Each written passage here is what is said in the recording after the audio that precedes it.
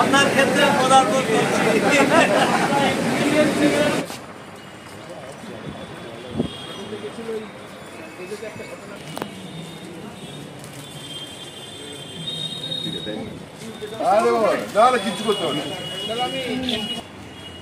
দেখুন, সরকারি কোনো প্রজেক্ট সরকার কোনো ভর্তুকিতে চালাতে চায় না। আগের মতো সরকার নয় যে ভর্তুকি দিয়ে ভোট ব্যাংক তৈরি করা লক্ষ্য নয়, ভারতবর্ষকে এগিয়ে নিয়ে যাওয়া। তাই কোনো প্রকল্পই ভর্তুকি দিয়ে চলতে পারে না। যারা এখানে যাতায়াত করে তারা যদি টিকিট কেটে এই ট্রেনে চড়ে, এবং যারা বিশেষ করে মান্থলি টিকিট শান্তিপুর বা বিভিন্ন জায়গা থেকে, কৃষ্ণনগর থেকে যদি কেটে রানাঘাট থেকে এই ট্রেন ধরে যায়, তাহলে দেখা যাবে আগামী দিন শুধু এই ট্রেনের সংখ্যা এখানে বাড়বে নয়, অন্য জায়গায় এক্সটেনশন করা হবে, যাতে এই ট্রেন চড়ে মানুষ আরামে যেতে পারে। ভারতবর্ষের মানুষের যেমন আর্থিক ক্যাপাসিটি বাড়ছে, ভারতের সরকারেরও সামর্থ্য বাড়ছে, আর্থিক সামর্থ্য বাড়ছে।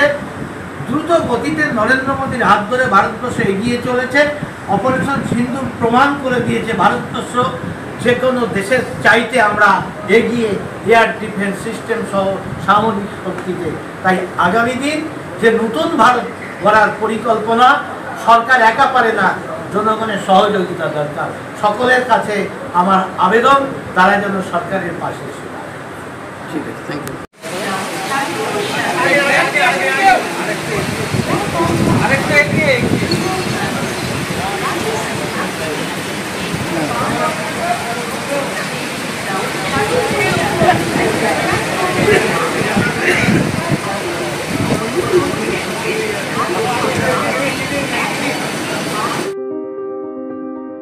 এই গরমে একটু স্বস্তি পেতে আজই আসুন মনজিনিসে, যেখানে একই ছাদের তলায় পেয়ে যাবেন 100-র বেশি ভ্যারাইটিস আইসক্রিম সহ কেক, পেস্ট্রি, বার্গার এবং বিভিন্ন মুখরোচক খাবার।